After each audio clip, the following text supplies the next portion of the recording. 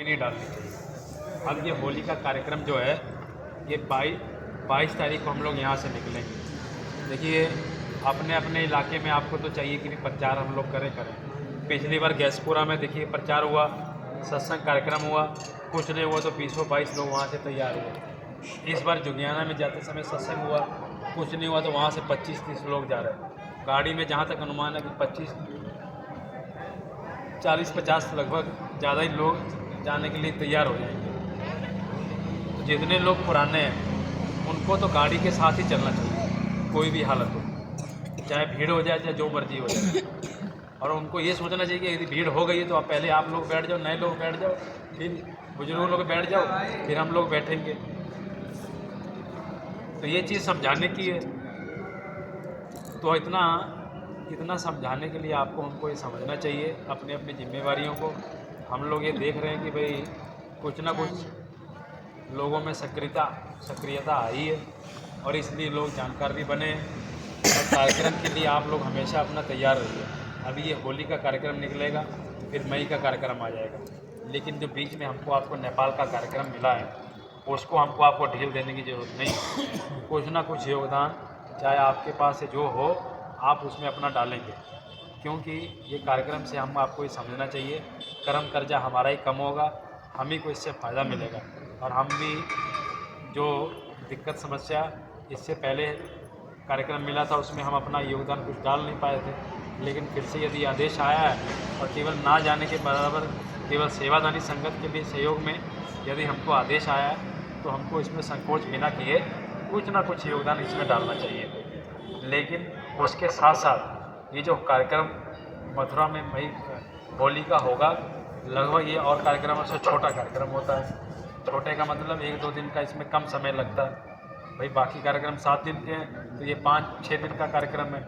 तो इतने कम कार्यक्रम में और साथ में ये कार्यक्रम में दोनों कार्यक्रम हम निपटाने की पूरी संभावनाएं हमारी आपकी हैं। और उसी बीच में गुरु महाराज की दया। अब हम आप ये समझते हैं कि जब तक वो देंगे नहीं तब तक हम नहीं डालेंगे। अब इतनी बड़ी शर्त गुरु महाराज से यदि आप लगाओगे तब कैसे काम चलेगा? दया का मतलब है क्या? अब दया का मतलब तो आप तो वही बात कर रहे हैं कि जो अर्जुन ने की। अब वो कह रहे हैं कि भाई ये सब लोग मरे हैं, सब लोग मर गए, तुम्हें केवल धनुष लेके खड़े रहना है। अब वो शंका कर रहा है कि भाई कैसे मैं खड़े रहूँगा? एक तो ये सब हमारे अपने हैं, कैसे हम इनसे युद्ध करेंगे, कैसे हम इनसे लड़ाई करेंगे? अब उनको समझाया जा रहा, गीता ज्ञान दे दिया गया, तरह तरह के अवतार करके दिखा दिए, तब भी यकीन नहीं आ रहा। आखिरी में जब गीता का सार दिया गया, बताया गया, तब जाके और समझ आ भी गया, कर भी लिया और फिर नरकों में जाना पड़ा। तो आपको तो कितना बचाने से पहले महात्मा बता रहे हैं कि नरकों में जाने की तो आपकी समस्या ख़त्म ही है। तो इतना बड़ा उदाहरण पुराने समय में द्वापर में हमारे आपके सामने हुआ। सत्संगी होने के बावजूद आपकी सेवा में तो कोई कमी नहीं आनी चाहिए। भले बढ़े ना, लेकिन कम ना करो। हम तो ये देखते कि भाई जो 2000 डाल रहा वो अगली बार आके 200 पे आ जाता है। कितना बड़ा ये आप समझते हो कि भाई कार्यक्रम में भीड़ बढ़ी जा रही है, भीड़ बढ़ रही है, कार्यक्रम बढ़ रहे हैं। आप गुरु महाराज से बोलो कि संकल्प का मतलब है क्या? संकल्प का मतलब तो ये कि भाई हमने सोच लिया, तो जब विचार कर लिया तब गुरु महाराज उस पर काम करेंगे।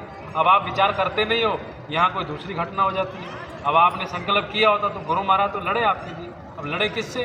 भैया आपने संकल्प नहीं किया, आपने अपना विचार कट्टर नहीं किया कि भाई हम गुरु महाराज के लिए जितना मर्जी कर्जा हो जाए, कर्जा लेके सेवा करो और आप दया तो देखो, क्योंकि आपने गुरु महाराज पे भरोसा नहीं किया।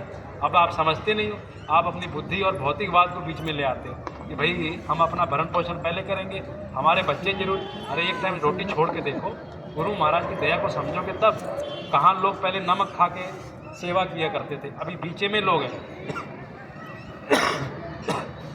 हम लोग उस समय छोटे हुआ करते थे, भाई गुरु महाराज सेवा करा रहे हैं, फिर जब यदि कोई सेवा आ ही जाए तो रोटी और नमक आता था, मिर्चा आता था और इतनी सखत रोटी मिलती थी, लोग उसको खा पी के सेवा किया करते थे, काम किया करते थे, हिचकिचाते नहीं थे, सोचते नहीं थे। इतनी बड़ी भीड़ तैयार थी और उस समय को आप ख़त्म करने की सोच रहे हो सब आधुनिक हो जाएगा।